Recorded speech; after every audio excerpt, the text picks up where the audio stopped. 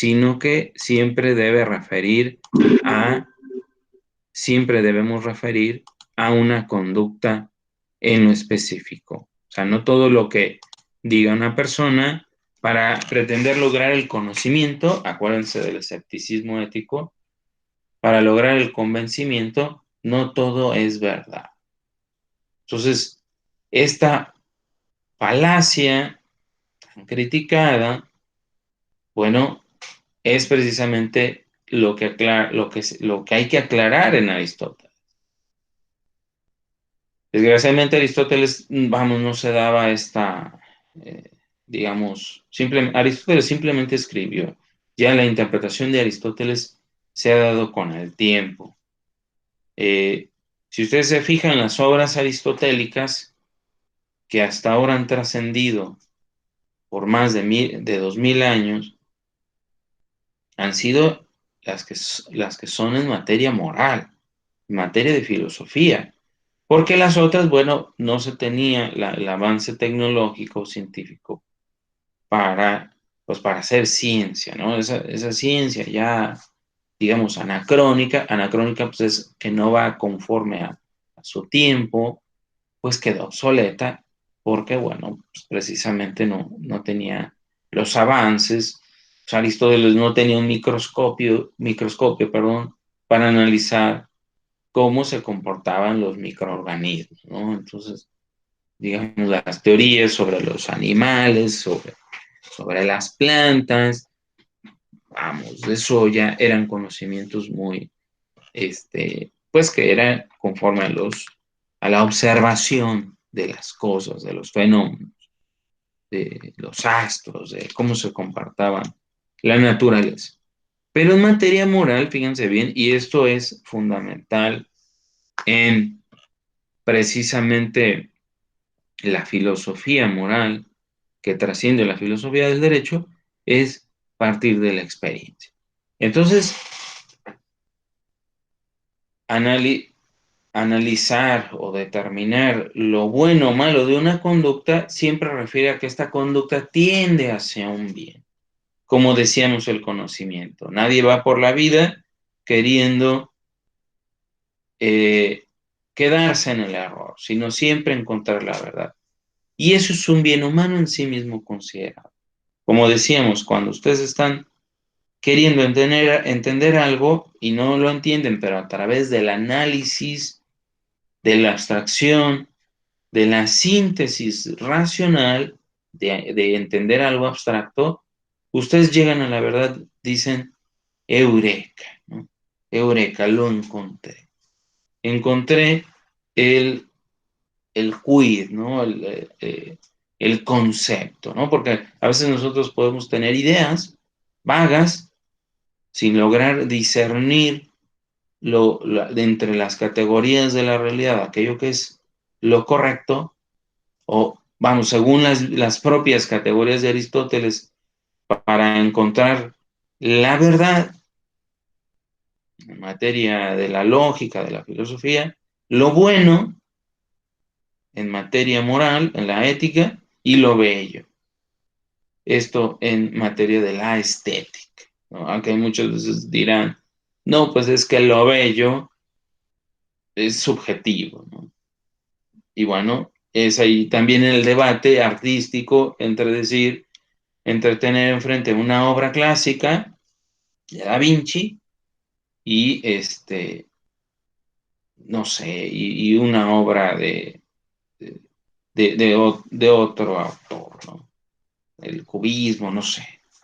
Muchos le dirán, bueno, son cuadros, son formas. Bueno, ahí sí, por supuesto, ya tiene mucho que ver con la filosofía dentro del arte del Renacimiento y posteriormente la posmodernidad que viene a implantar otras ideas de arte que, bueno, no tenemos en este momento el tiempo para analizarlo, pero bueno, también la filosofía tuvo que ver en el arte, ¿no? Simplemente ver las vanguardias del posmodernismo, de todas esas cuestiones que tienen que ver con la belleza estética. Pues muy bien, la moral no son hechos que flotan en el ambiente, ¿no? Por eso cuando se dice, es que el hecho del pluralismo, vamos, el hecho del pluralismo, cuando alguien escucha el hecho del pluralismo, es esa corriente que postula que bueno que la sociedad se comporta de determinada manera, ¿no? Y que la moral está allá afuera. No, la moral no está afuera, la moral está al interior de las personas. Siempre se juzgan los hechos en sí mismos considerados porque esa acción humana tiende a la obtención de ese bien, como el conocimiento, ¿no? Entonces, ahí es cuando analizamos nosotros que la moral no es como una construcción social, sino la moral reside en la conducta de la persona. La moral reside en la conducta. Siempre referirá a una acción humana. Y entonces, como decíamos, al delincuente no se le recrimina, no se le estigmatiza por ser delincuente, sino por lo que hizo. O sea, recriminar el delito, no al delincuente. Eso es fundamental. Por eso es importante con Aristóteles analizar que siempre nos vamos a referir a una conducta, no a hechos morales que están por ahí flotando en el inconsciente colectivo, sino, vamos, no decir es que esta persona es mala, no, lo que hizo es malo, o el asesinato, o cualquier acción que pueda repercutir en un mal infringido a una persona o a la sociedad. Ahora vamos con lo bueno y lo correcto. Ahí está el problema. Lo bueno y lo correcto no es un argumento circular porque se, se aduce que, que la falacia naturalista incurre en una falacia circular. Sí, evidentemente, sí tenía razón Hume en este aspecto. Por supuesto, decir que para lograr lo bueno simplemente tienes que describirlo, describir lo que es bueno para el hombre y así automáticamente deviene en los deberes.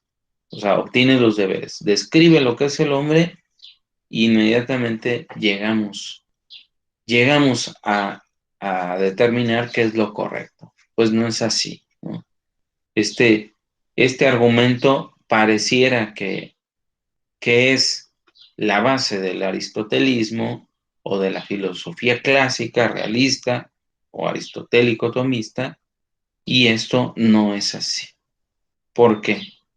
Porque fíjense bien, cada acción humana encuentra un sentido en el propio ser de la gente moral que lo realiza. Esto es muy importante. Por eso decíamos, no hay hechos morales flotando allá afuera. Los hechos morales residen en la conducta, en la acción de la persona humana, que lo hace de manera consciente o lo puede hacer inconscientemente también, ¿no? Entonces, no es algo abstracto o etéreo que está allá afuera, decíamos, al que se llega como un lugar físico o solo por razonamiento teórico, o sea, de decir causa y efecto, causa y efecto. Si está nublado, o sea, la moral no es decir, es que está nublado, eso es lo que decía Hume, está nublado, luego entonces va a llover. ¿Por qué? Ah, es que normalmente llueve cuando está nublado. Entonces, una moral empirista es eso. Ah, es que el hombre, normalmente las personas realizan esto. ¿Por qué? Pues porque están acostumbradas a hacerlo. O sea, no sé si me doy a entender en este punto. O sea, que se empiece a acostumbrar al canibalismo, bueno, es bueno porque en esa sociedad ya así se acostumbró. O como en la ética, no sé si llamarlo ética, pero por por definir en algún momento determinado la ética nazi de la eugenesia racial, que ellos decían quién era eh, el ciudadano bueno, el ciudadano con esos dotes físicos que le permitían ser distinguido como un ciudadano modelo, porque si lo comparaban con los débiles, con los eh, que tenían enfermedades mentales o físicamente no podían ser ese ciudadano ario, fuerte, bello en su sentido de belleza, pues bueno, era menospreciado, ¿no? O si pertenecía a otra raza, principalmente. Era la exclusión que se hacía con ese tipo de eugenesia racial, que decidía decidir quién vive o quién muere o quién es el mejor ciudadano para ese régimen. Entonces, es ahí donde parte el razonamiento práctico. Por eso no es un argumento circular. Lo bueno y lo correcto encuentra sentido en el propio ser de la gente que lo realiza, que lo perfecciona. Aquel estudiante que día a día se esmera con encontrar la verdad, se va a volver sabio ejerciendo la virtud de la prudencia. La virtud de la prudencia se ejerce no estudiando todo lo que pueda ser aprendido. Por ejemplo, un estudiante de derecho que se ponga también a aprender a fondo lo que es la mecatrónica, ¿no? O que se ponga a estudiar cuestiones de las ingenierías, un conocimiento que no le compete. Nosotros tenemos ignorancia no culpable en cuestiones que no nos competen, cuestiones de la física, de la mecánica cuántica, de la astronomía, de la ciencia, de muchas materias, de la medicina. Pero aquí, bueno, podemos tener una cultura general, pero no necesariamente nos vuelve sabios devorándonos una biblioteca. Entonces también el conocimiento implica prudencia, conocer aquello que me compete dentro de mis responsabilidades, ¿no? Decidí ser abogado, bueno, voy a estudiar lo más que esté a mi alcance, por supuesto, la ley positiva, la jurisprudencia, la doctrina y todo aquello que implique acercarme más a la verdad. Entonces, fíjense esta afirmación que también a veces no se ha entendido en Aristóteles. ¿Qué es y es cuando nos referimos a la virtud? Y sobre todo la prudencia es la virtud por antonomasia del juzgador.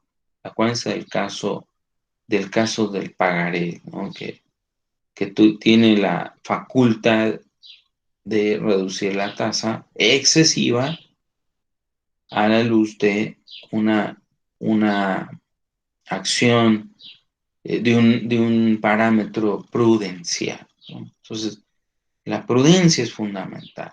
Advertir qué es lo bueno, lo correcto en un momento y lugar determinado, advirtiendo que los efectos de mi conducta pueden producir cosas buenas o cosas malas, cosas convenientes o disconvenientes para la persona. O sea, en cuanto a la prudencia, podemos llegar a comprender su naturaleza, o sea, ¿qué es la prudencia? Considerando a qué hombres llamamos prudentes. Por eso yo les puse el ejemplo de este plan de reinserción o digamos de vuelta a la normalidad con las medidas que se van a implementar para regresar a nuestras actividades, tomarlo con prudencia. Y tomarlo con prudencia es decir, entonces ya me voy a salir, ya voy a salir y voy a realizar las actividades que normalmente hacía, ¿no? Entonces el prudente es tomar con mesura, con precaución, avisorando en el horizonte, ¿no? Avisorando en el horizonte aquello que pueda ser conveniente o disconveniente con mi acción. Entonces, cuando decimos quién es prudente, siempre hay que partir de un ejemplo concreto, real, de la vida cotidiana, no de lo abstracto, de lo etéreo que decíamos. A ver, muchas veces decimos, no, pues es que esto es moralina, ¿no? Catecismo, es eh, la vela perpetua, ¿no? Huele a incienso, cuestiones religiosas. No es así, como decíamos, Aristóteles parte de la experiencia, parte de analizar qué es lo bueno, qué es lo correcto en la persona, porque precisamente siempre reside en la acción humana, ¿no? Como decía este, bueno, el mismo Tomás de Aquino, eh, bueno, lo bueno o lo malo reside en el corazón de los hombres. Y ahí es donde nosotros juzgamos la conducta buena o mala de una persona, ¿no? Entonces, vamos siempre a referirnos a quién es prudente para decir, y así nosotros podemos identificar de manera más clara qué es la prudencia. Decir, esta persona que de repente ya sale a hacer sus actividades ante una pandemia, decimos, pues es que él fue imprudente y nos referimos de manera específica a la acción o la conducta de ser imprudente. Porque nos podemos pasar años en los libros estudiando lo que es la virtud, lo que es la ética, etcétera, y no podemos llegar a entender la prudencia como una virtud que reside en la conducta humana, ¿no? Entonces, de conducta humana de una persona en lo particular. Y esa conducta le repercute a esa persona, lo perfecciona, o también lo contrario, la virtud es un vicio. Y como yo les digo, no, esto no es moralina. La ética de las virtudes precisamente reside, sí, en una causa y en un efecto, pero no como una cuestión mecánica, sino como un discernimiento racional de que esa conducta le va a repercutir a esa persona, ¿no? Como ejemplo, la virtud de la templanza es decir, el vino es algo bueno. Por supuesto que es algo bueno. Sin embargo, si el apetito concupiscible de obtener el placer de saborear un buen vino, degustarlo y decir esto es espléndido, esto es delicioso, el sabor, degustarlo, saber eh, por qué un vino es bueno, ¿no? Entonces, catarlo, ¿no? De todos esos sabores, la expresión de esta bebida, de este néctar de los dioses, digamos, decir, no, es muy alcohólico, los taninos, el aroma, el color, vamos, todos los elementos que podemos identificar para probar un buen vino, pues bueno, eso es lo que lo hace bueno al vino. En sí mismo, el alimento es un bien en sí mismo considerado.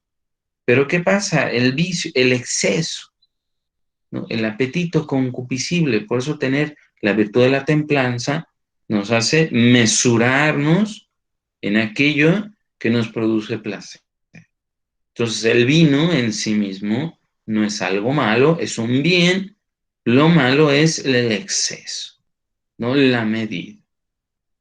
Entonces aquí por eso decimos, llamamos prudentes a la persona que se mesuró y dijo no más, ¿no? El amigo que nos dice, échate otra copa, pues ¿cuál es el problema? ¿No? Y bueno, por eso ocurren los accidentes, ¿no? Digamos, la prudencia, decir, no, pues mejor me voy en Uber, etcétera, ¿no? Ahí decimos, mire, mi amigo fue prudente porque no se excedió o porque decidió no manejar, digamos. O por ejemplo, una pistola es buena es buena una pistola, pues depende para qué lo realizas. Si una pistola la utilizaste para defenderte, ¿no? Es el finis operis, el fin de la cosa, o finis operantis, fin de quien lo utilice. Por eso un arma no es mala en sí misma, sino lo malo es la acción que se realiza con esa cosa, ¿no? Recuerden el caso del ácido clorhídrico. El ácido clorhídrico se puede usar para muchas cosas industriales o médicas o científicas, pero la persona que lo utiliza como un arma, pues se vuelve un objeto que puede ocasionar un daño y por lo tanto, en ese caso, acuérdense, determinamos que era un hurto calificado porque causó un daño, pero que no era considerado como un arma dentro de los estándares que habíamos visto de objeto punzocortante o arma de fuego, ¿no? Entonces, no sé si aquí haya una duda, alguna cuestión que quieran comentar.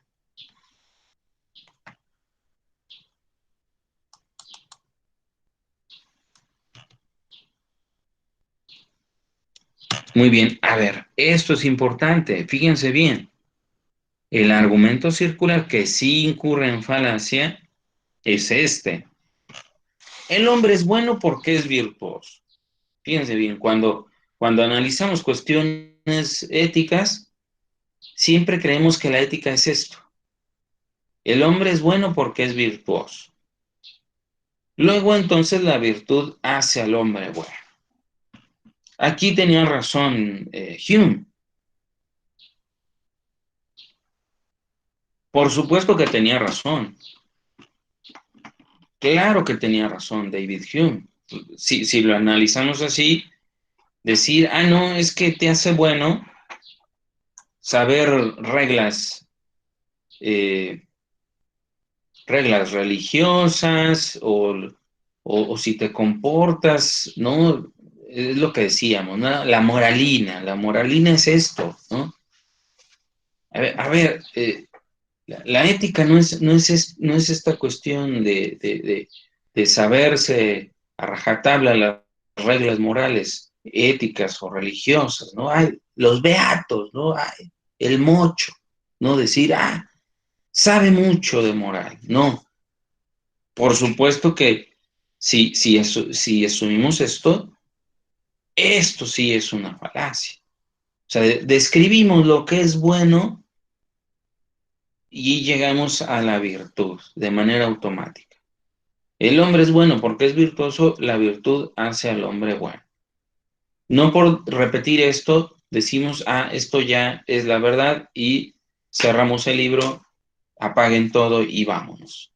No, eso no es la virtud, esto no es la ética, esto no es la moral, esto no es la determinación de la conducta buena o mala, correcta o incorrecta, fíjense bien, sino que ya lo decíamos con la prudencia. Sí, o sea, es correcto decir el hombre es bueno porque es virtuoso y entonces la virtud hace al hombre bueno cuando juzgamos una conducta en lo particular.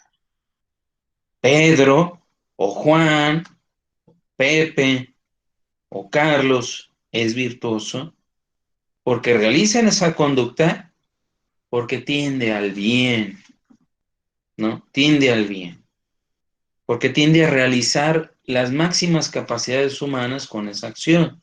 Decíamos la sabiduría o la prudencia o la templanza, ¿no? Con el vino o con el estudio. Por ejemplo, el investigador el mejor investigador es aquel que utiliza la información de manera inteligente para lograr el resultado más adecuado para lo que quiere demostrar. Entonces, aquí es fundamental advertir cómo este argumento, vamos, incluso, a ver, aquí una aclaración, argumento circular que no incurre en falacia. El argumento circular, aquí una aclaración, ¿no? el argumento circular o de petición de principios siempre incurre en falacia, ¿no? Eso, vamos, ese es el argumento de petición de principios, como la falacia que acabamos de ver. Sin embargo, un argumento circular no desde el punto de vista de la falacia, sino desde el punto de vista de la concepción del bien, reside en el sujeto que lo realiza y lo perfecciona a él. Volvemos al tema de que la moral no son hechos morales que flotan allá afuera, sino un hecho moral. No existe un hecho moral. Vamos, ese sería, si yo les pregunto en el examen, ¿existen hechos morales? Por, bueno, desde el punto de vista de una ética de reglas, sí, para una ética de reglas sí existen hechos morales, por como el hecho del pluralismo. Ah, es que es una costumbre, ¿no? Es una costumbre, en una comunidad determinada, no sé, pegarle a la mujer. Es una costumbre en la moral nazi considerar a las personas de otra raza como inferiores. O el aborto, ¿no? Es una costumbre, pues, que se maten a los niños antes de las 12 semanas de gestación. Ya puedes hacerlo. Oye, pero eso no es un niño. Ah, no, es ahí un organismo, ¿no? Que vive en el vientre de la mujer. Oye, pero es un niño. No sabemos. No, bueno, es ahí, como decimos, hechos morales suceden allá afuera. No, no hay hechos morales, hay actos morales. Porque el acto reside en la persona y lo perfecciona o lo envilece. ¿No? Ese acto en lo particular lo realiza la persona y lo perfecciona, decíamos, lo hace virtuoso, lo hace prudente, lo hace sabio, ¿no? Lo hace alguien que, digamos, esa persona es prudente porque realiza esa conducta. Por cierto, bueno, ustedes ya lo conocen, ya saben lo que es el acto virtuoso, este acto operativo reiterado que es bueno en sí mismo considerado porque tiende a un bien. Eso es la virtud, así de sencillo. O sea, la mesura, la sabiduría. Como decíamos, el niño a través del juego adquiere un bien humano, lúdico, que le reporta un bien, ¿no? Se está divirtiendo, ¿no? O sea, sanamente, por supuesto. Entonces, esto es fundamental al momento de analizar qué es la virtud, ¿verdad? Entonces, no sé si hasta aquí hay algún comentario, jóvenes. Si no, pasamos al siguiente tema.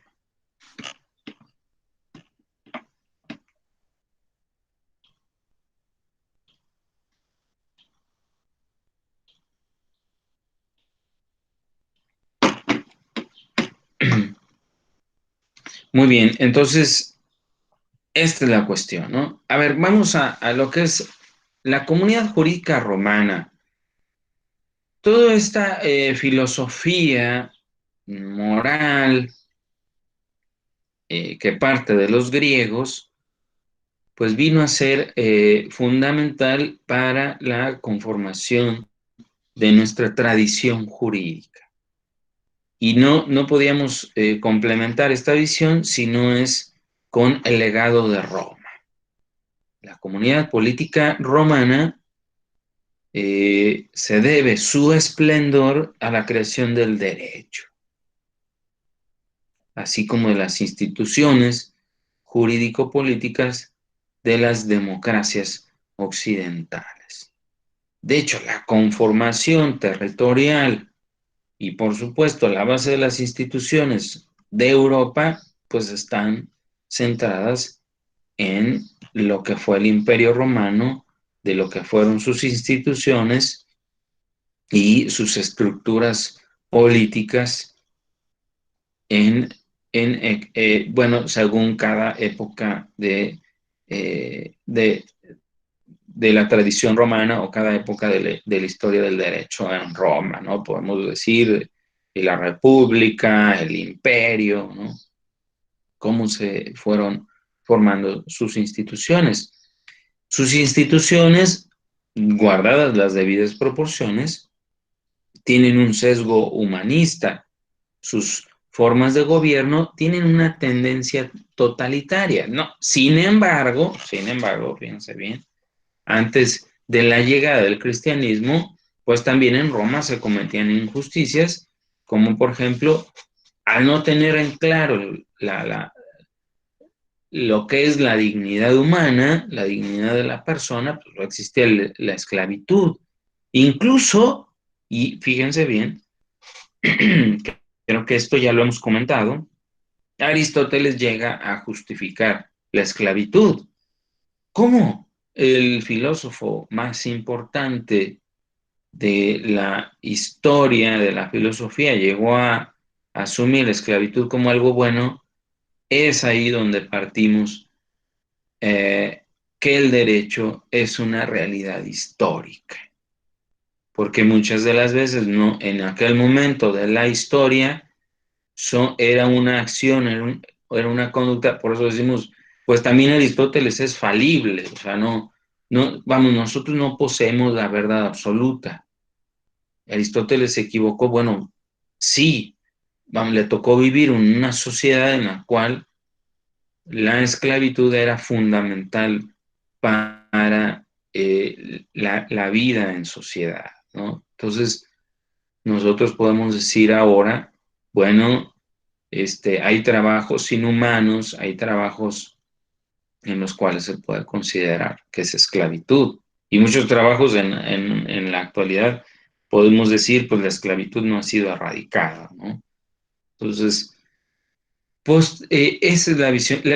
Acuérdense, la visión romana también cayó en estos excesos, así como también, acuérdense de qué pasaba cuando un deudor no pagaba su deuda y tenía varios acreedores, ¿no? Recuerden que había la posibilidad de repartirse las partes de su cuerpo, desmembrarlo, y pues cada quien se quedaba con una pierna, con una mano, con un brazo, con la cabeza, ¿no? Ya para pagar la deuda, ¿no? Entonces eso evidentemente no es humanista, ¿no? Entonces, poco a poco, posteriormente con el cristianismo, se termina de forjar la tradición central de Occidente, ¿no? La tradición del derecho civil germano canónico. Y aquí hay muchos autores, ustedes ya lo han visto, Bergman, aquí, bueno, hay tantos autores que hablan de esta tradición central de Occidente, en el cual Robert P. George así le llama de manera particular. ¿Cuál es la tradición central de Occidente? Pues es la tradición del derecho civil germano, pero también canónico. En la época medieval, también de hecho, se perfeccionaron las instituciones jurídicas romanas desde el punto de vista del derecho que emanó de la iglesia. La única iglesia que existía, la iglesia católica. Después, con la reforma protestante, bueno, empieza a existir esta visión cristiana ya no centrada en el legado de Roma, ¿no? Sino ya más en una tradición que parte pues sí, de la postura, digamos, centrada en un racionalismo, ¿no? En un racionalismo ya más centrado en la visión democrática a partir de las ideas de la Ilustración, que más adelante lo vamos a ver. A ver, el pretor peregrinos. Esta figura es importante en la creación o la flexibilización de aquel derecho romano centrado. Hubo el periodo de las acciones de la ley, recordemos que eran fórmulas sacramentales a través de los cuales se comparecía ante los pretores, ante los jueces romanos, los funcionarios romanos, para lograr acceder a una petición al Estado. Entonces, el pretor peregrino es figura importante en la adaptación del derecho, apela al derecho de gentes, al jus gentium. Y este jus gentium sí tenía una idea centrada en el derecho natural. Y aquí yo creo que esto fue parte de la evolución del derecho romano, de tener una tradición jurídica universal a través de la cual el derecho romano se propagara por toda Europa, porque ya tenía identificada eh, la connotación de obligatoriedad supranacional, y no solamente para el derecho aplicable a los ciudadanos romanos, sino nace el ius honorarium como creación magistral de recursos no establecidos en el ius civile, sobre todo en esta etapa del derecho romano de las acciones de la ley, ¿no? O sea, estas fórmulas sacramentales sin las cuales no, este, no se traducía en la acción del Estado. Entonces, a ver, aquí hay paradojas del derecho romano, fíjense bien, esto es fundamental. El derecho romano fue la influencia más importante en la tradición occidental, sin embargo, no se nutrió de la filosofía griega en su mayor resplandor, como por ejemplo, no en ningún momento se tuvo en cuenta las ideas de Sócrates, de Platón o de Aristóteles, sino ya un periodo tardío de la escuela estoica. Los estoicos no tenían propiamente claro toda la filosofía aristotélica que acabamos de ver.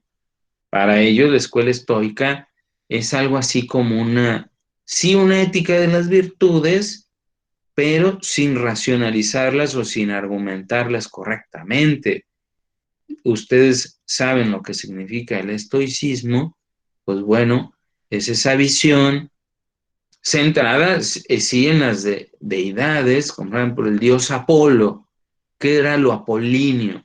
Lo apolíneo era aquel ciudadano modelo, mesurado, que seguía unas costumbres centradas en la responsabilidad, en el civismo, en todo aquello que proporcionaba una conducta mesurada, decíamos, y bueno, la escuela estoica, vamos, no iba más allá que como sí lo explicaba Aristóteles.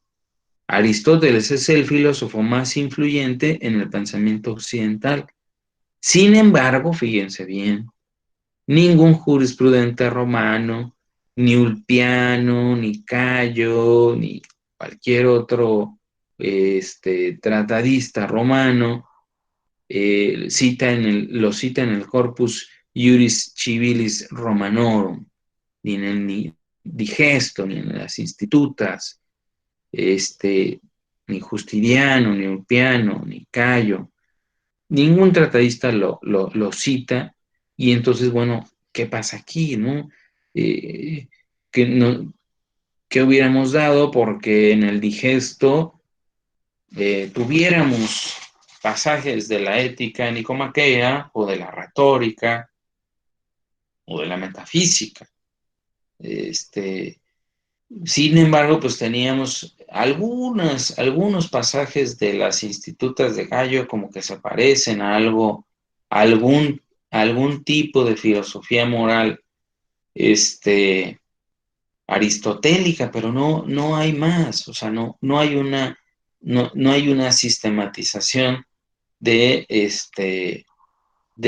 lo que fue la filosofía de la de esta etapa de esplendor que fue la filosofía griega, ¿no? Entonces, esas son las paradojas. Llegamos al cristianismo, ¿no? A ver, muchas veces se dicen, no, pues es que en realidad el cristianismo fue una religión de Estado, ¿no? Entonces, con Constantino decreta la religión católica como la religión oficial. Algo así como lo que pasó en Inglaterra, ¿no? Con el anglicanismo. Es la religión del Estado. Pues no es así. O sea, fíjense bien, a ver, el cristianismo en realidad se adopta en Roma de manera espontánea porque precisamente se identifica, y esto, bueno, parte de, de lo que fue la caída del imperio en relación con la perversión de las costumbres. Podemos entrar aquí a analizar este periodo tan fundamental en la historia de la humanidad como fue la caída de Roma y analizar sus causas. Pero centrémonos en una cuestión, ¿no? El cristianismo viene a aclarar lo que es la dignidad de la persona. El hombre será considerado esencialmente igual a todos sus semejantes, sin categorías derivadas de la fortuna o de la raza. La dignidad y la libertad le corresponde por naturaleza. Por eso decíamos que en el derecho romano vino a temperar esa rigidez de lo que era el ius civile, que solamente se aplicaba a los ciudadanos romanos e incluso dentro de la sociedad romana se hacían distinciones. Aquel que era sui juris, que era el pater familias, de aquel que no tenía capacidad jurídica, como eran los alieni juris, y también entre la plebe romana y bueno, y lo que eran los ciudadanos romanos que tenían, digamos, más derechos, ¿no? Que pertenecían, digamos, a una clase, casta social, y ni qué decir si eran parte de la clase política, ¿no? O sea, los patricios, los plebeyos, digamos, los hombres libres o los hombres ya sujetos a esclavitud, que eran tratados como cosas, ¿no? Y si eras deudor, pues podías convertirte en esclavo o ser desmembrado para pagar la deuda, ¿no? Como decía. Entonces, el cristianismo es una doctrina humanista por excelencia, porque su base es la caridad, es el amor al prójimo, ayudar a los demás y el respeto a la dignidad y a la igualdad. Y aquí abolir la ley del talión por la ley de la caridad. O sea, la ley del talión es ojo por ojo, diente por diente. Y bueno, aquí tiene mucho que ver lo que es la caridad en cuanto a que dar a los demás para proporcionar un bien en sí mismo considerado y no para obtener un beneficio, ¿no? Entonces, esta doctrina humanista fue fundamental. Sin embargo, fíjense bien, aquí la separación de las investiduras, dar al César lo que es del César y a Dios lo que es de Dios, pues sí indica la presencia de estas dos esferas sociales, que no están disociadas, al contrario, sí tienen distinto ámbito de validez, lo que son las normas religiosas de las normas morales que imperan a la sociedad política. Pero aquí incluso hay mucha confusión en cuanto a la laicidad, que sí, por supuesto, en una sociedad es pertinente, por supuesto, una laicidad, pero una laicidad sensata, no una laicidad anticlerical, ¿no? De identificar a la religión como un instrumento político de una iglesia determinada.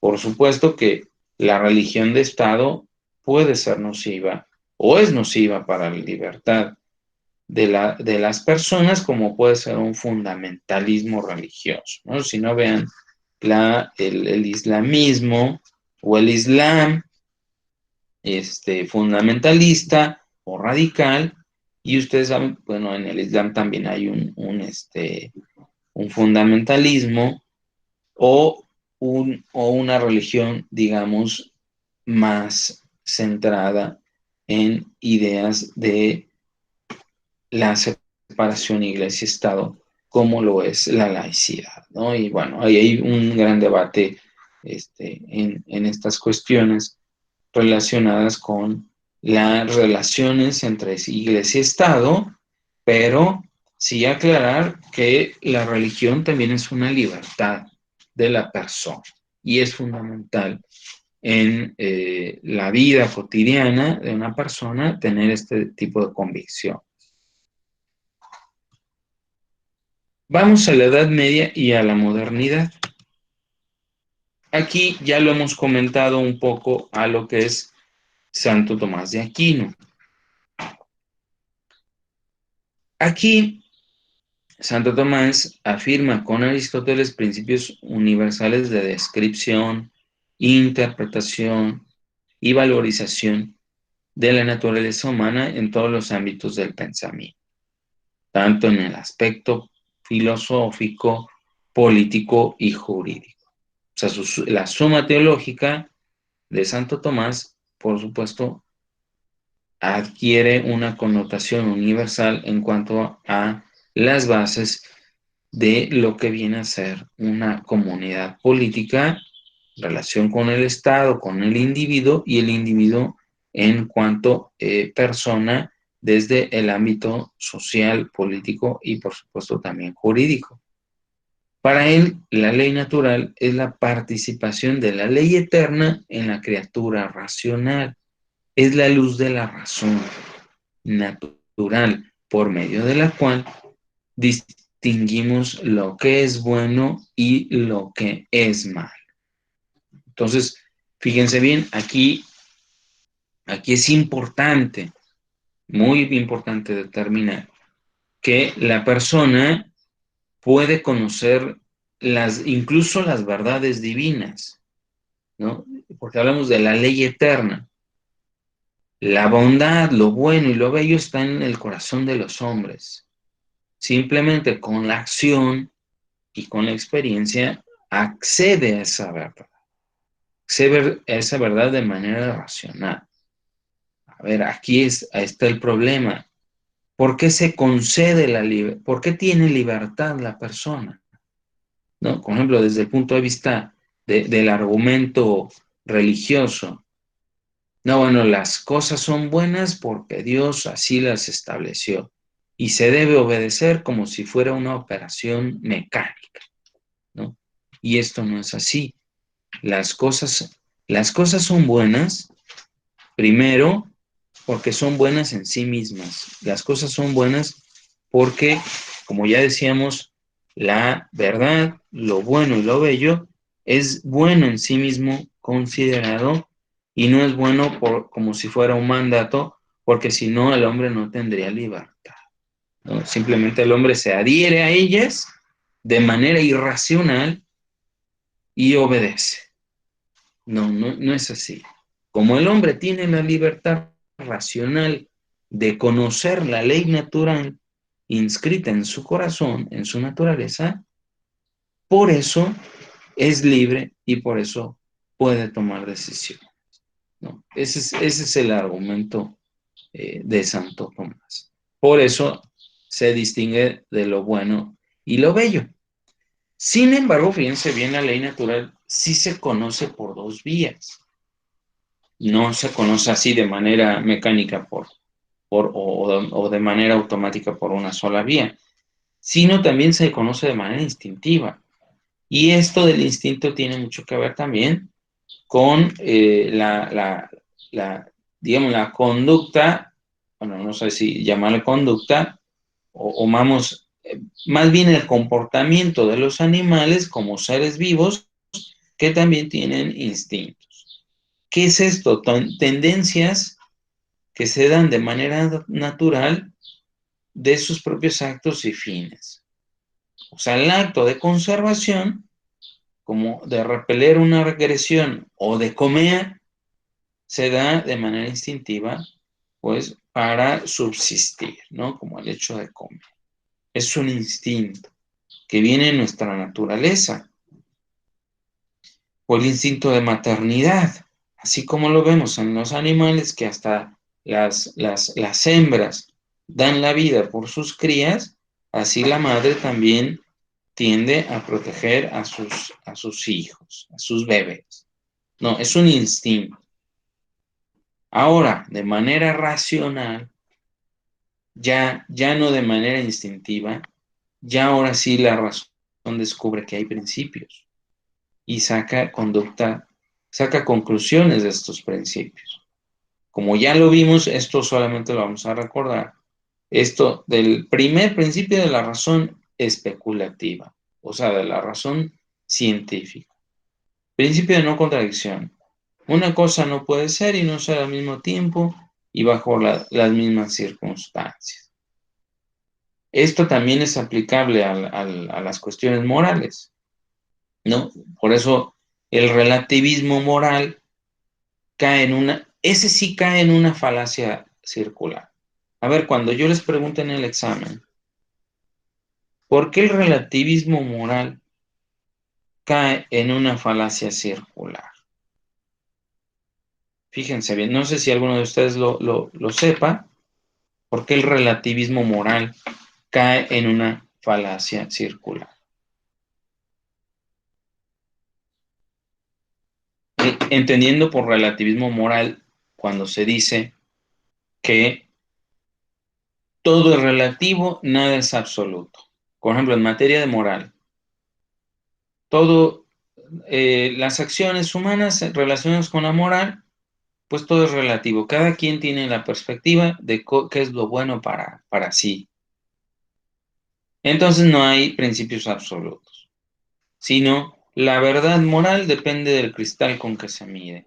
Y hay tantas verdades como hay personas, ¿no? Mi mundo, ¿no? Es el límite de mi lenguaje, es el límite de mi mundo, decía Wittgenstein. Pues bueno, esa es mi concepción del mundo y ese es lo que yo entiendo del mundo. No me quiero meter con Wittgenstein, ya no tenemos tiempo, pero sí, hay varias interpretaciones en relación con esta visión wittgensteiniana del mundo, de lo que es el lenguaje, de lo que es la verdad, ¿no? O sea, de decir, para mí, en materia moral, esto es lo que debe imperar. Pero bueno, a ver, si alguien de ustedes por ahí, ¿por qué la falacia? Acuérdense que hay puntos ya para el examen final.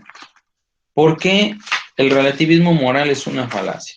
Bueno, habrá quien diga que no, ¿verdad? Que no, el relativismo moral es un derecho de la libertad de la persona. Y la libertad es la esencia de la democracia. Bueno, desde el punto de vista racionalista, por supuesto. Pero desde un punto de vista del realismo clásico, de la ética de virtudes, ¿por qué el relativismo moral es una falacia? Esto tiene mucho sentido con este primer principio. Una cosa no puede ser y no ser al mismo tiempo y bajo las mismas circunstancias. Bueno, nadie me da una razón, jóvenes. Muy bien. A ver, Profe, ¿sí? bueno, lo que yo creo es porque no hay ningún bien o ningún mal. O sea, no hay como, pues sí, no hay ni un bien ni ningún mal. O sea, pues no hay nada, por así decirlo. Son diferentes modos de entender, pues, lo que es moralmente hablando, por así decirlo. Ok. ¿Hay alguien más por ahí? Yo creo que eso está mal, profe, Uh-huh. porque es un imperativo hipotético contingente en vez de Ajá. un imperativo categórico. Fíjese, a ver, déjeme ver. ¿Me puede repetir esa última parte? ¿Es el imperativo? O sea, esa afirmación Uh-huh. es una afirmación hipotética contingente, Ah, ok, muy bien. no es un categórico hipotético sintético. Ah, Palabra, muy bien, por lo tanto, está mal. muy bien, muy bien. Hipotético sintético. sí, de la síntesis, de la capacidad de abstracción y de llegar, porque fíjense, el mismo Kant, no, muchos dirían, no, es que si se separa el derecho a la moral, llegamos necesariamente al relativismo moral. No es así. El mismo Kant decía, y ahí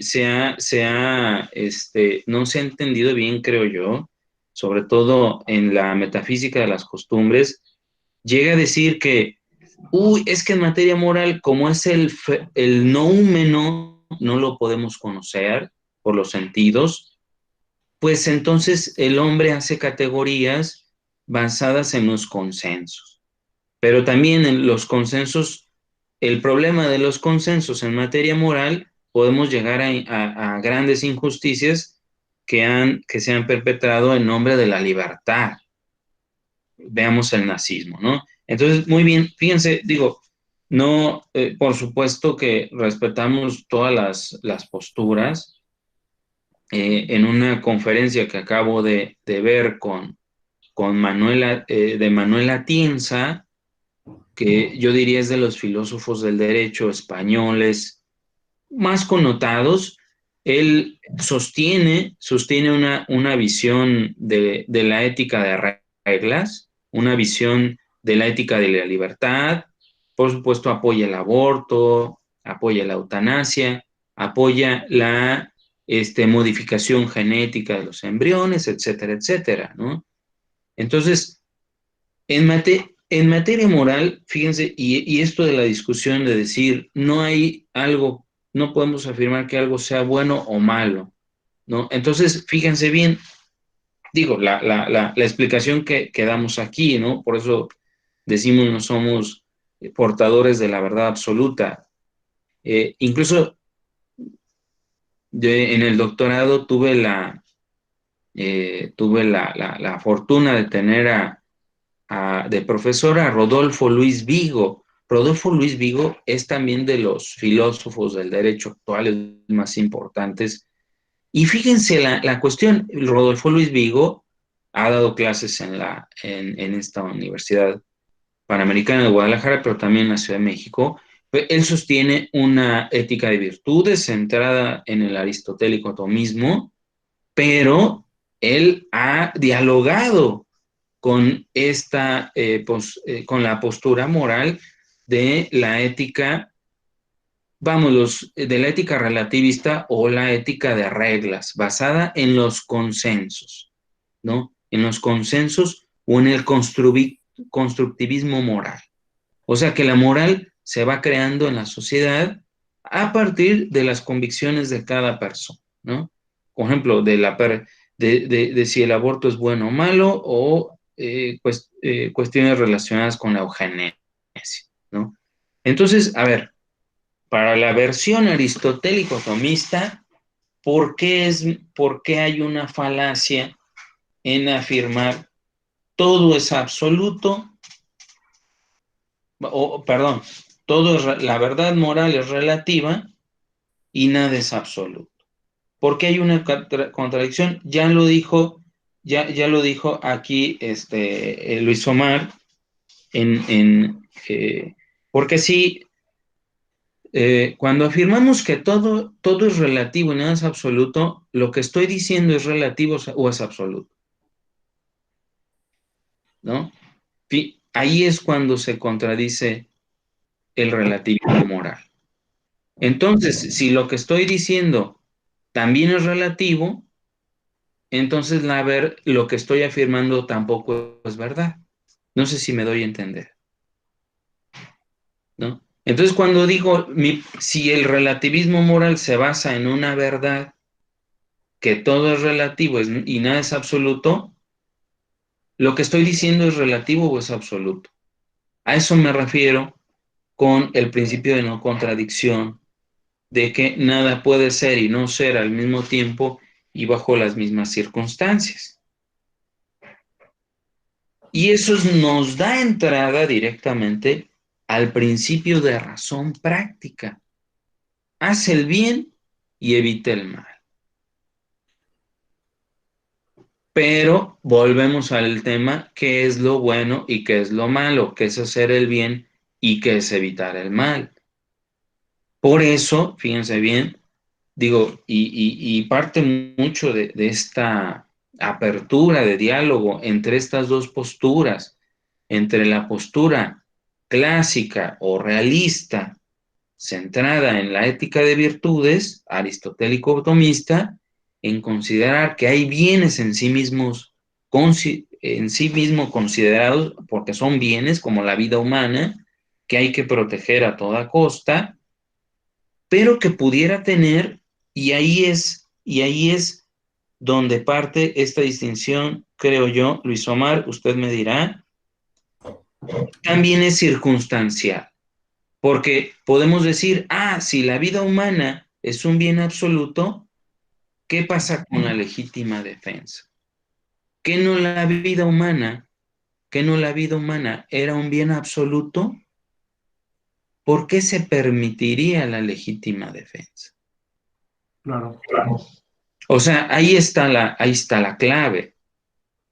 Por eso el bien humano de la vida, o sea, como ejemplo, ¿cómo puedes decir que el aborto es malo?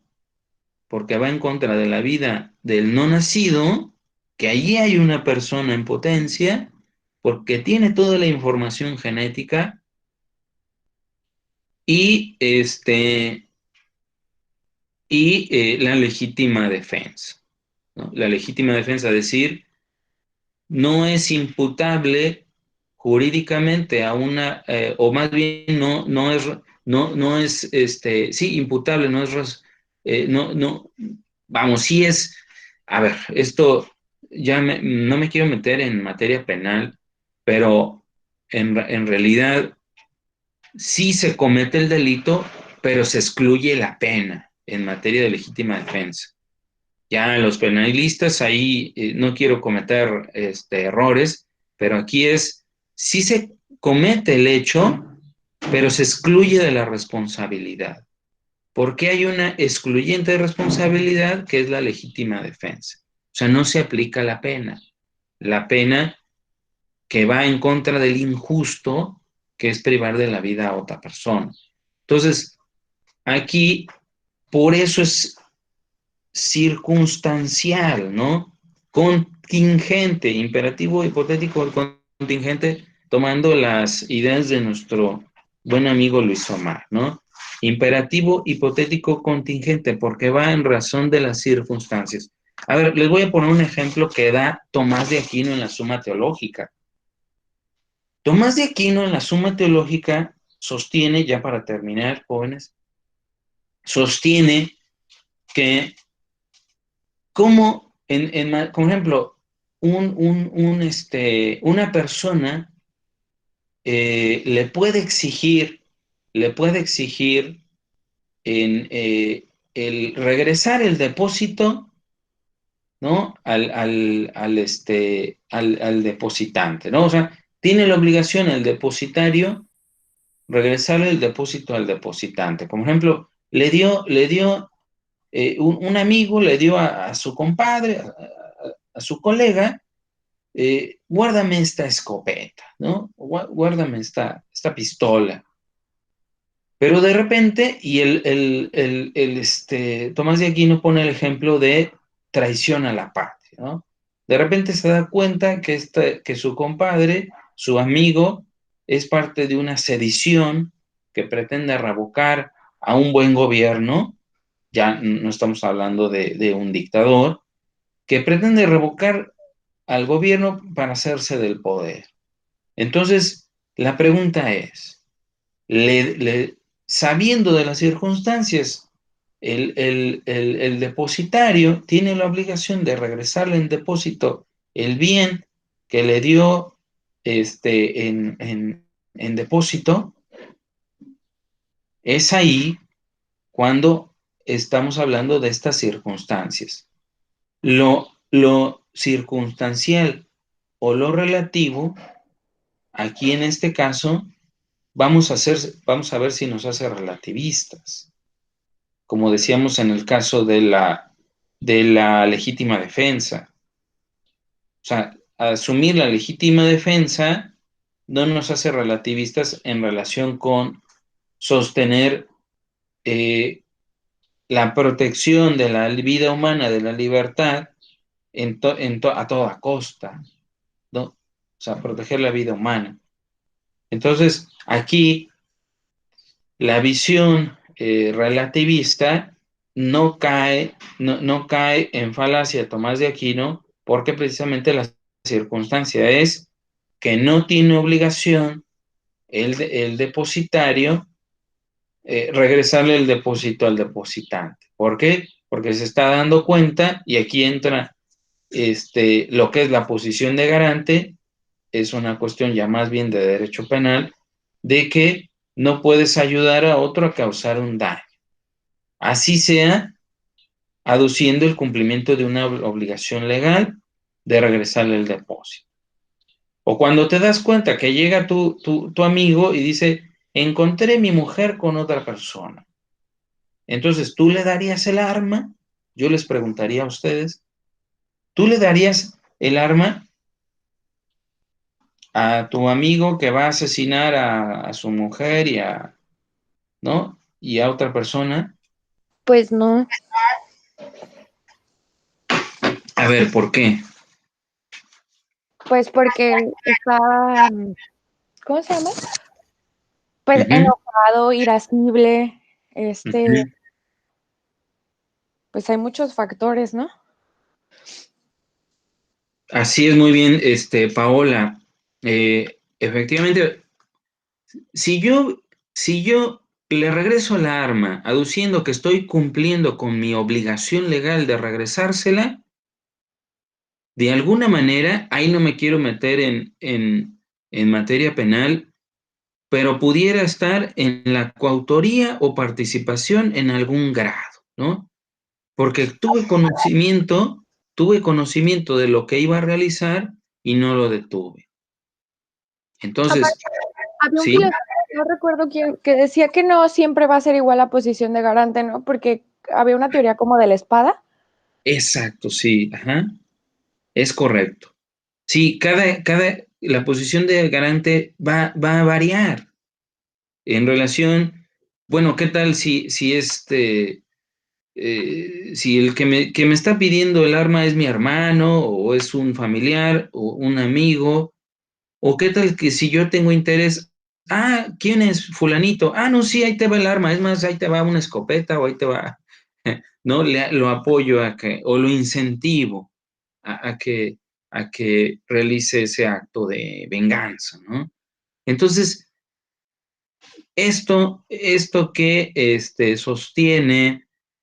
sostiene Tomás de Aquino no lo hace ser relativista, sino que en función de lo que es el bien humano que vas a proteger, implica tomar diversas perspectivas. No hay una respuesta única correcta, no hay la verdad absoluta en todos los casos, sino que es necesario llegar a la verdad de manera circunstancial.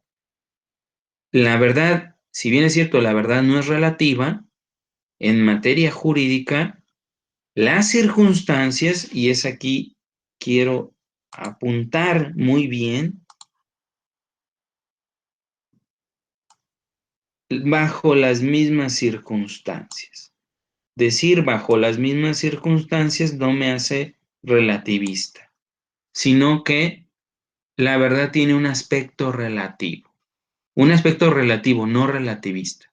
Porque cuando yo afirmo, y esa es la pregunta que les decía que puede venir en la evaluación final, el relativismo cae en falacia circular porque afirma todo es relativo y nada es absoluto.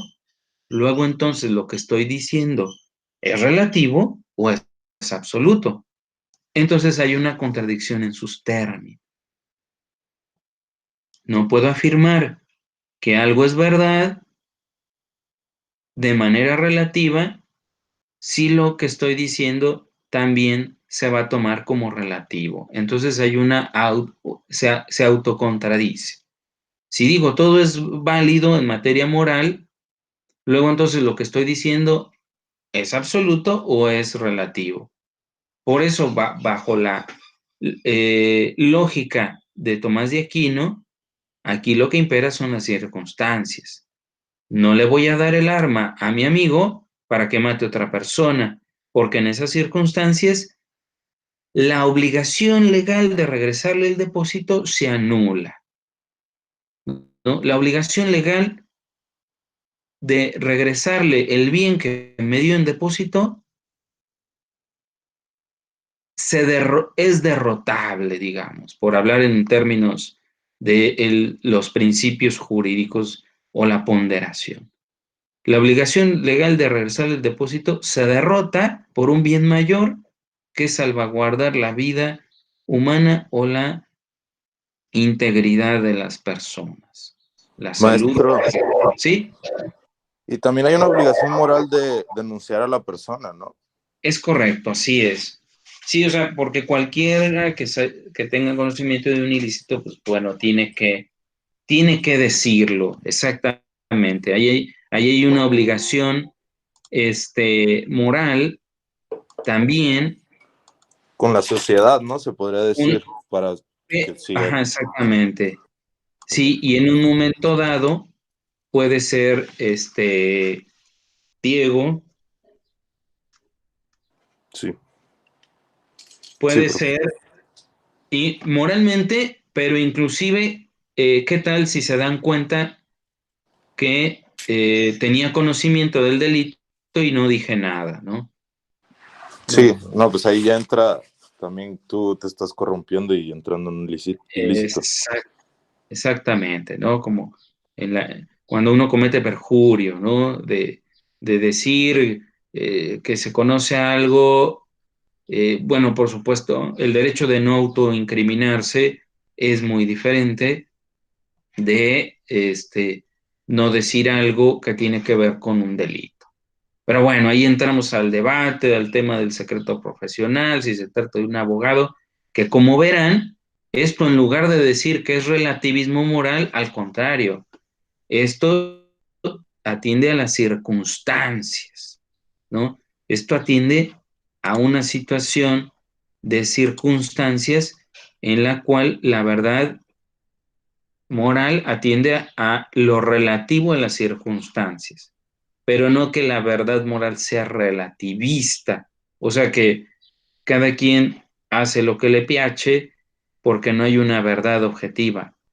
No, la verdad es objetiva, pero así como la verdad objetiva tiende a circunstancias que pueden ser cambiantes, ¿no? En razón de la situación o de circunstancias de carácter histórico, ¿no? Entonces, muy bien, jóvenes, lo dejamos. No sé si tengan alguna duda, alguna inquietud, y lo dejamos hasta aquí. Y recuerden que tenemos una lectura para mañana, ¿verdad? Ok, profe. Muy bien, profe. Sí, diga. Ujú. Que tengan muy buen día, jóvenes. Igualmente, Pues, profe. gracias, Tengan profe. buen día. Muy buen Gracias. día. Gracias. Buen día, gracias. Hasta luego. Gracias, profesor.